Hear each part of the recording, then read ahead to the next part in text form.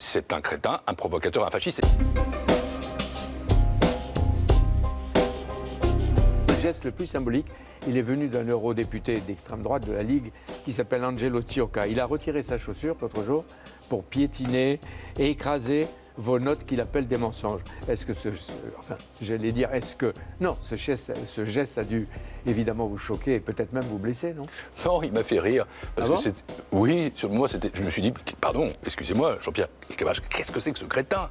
J'ai pensé d'abord que c'était un agent du Parlement qui ramassait nos notes. Après, je me suis aperçu que c'était un député européen. Je me suis dit, mais quand un député, dans l'enceinte d'un Parlement, agresse, même symboliquement, un ministre ou un commissaire, où va-t-on? Et disons-le, c'était un geste fasciste. D'ailleurs, M. Salvini lui-même, qui est un homme plus subtil qu'on le croit, a condamné ce geste d'un député de son parti en disant c'est pas par des provocations qu'on traite avec l'Union européenne.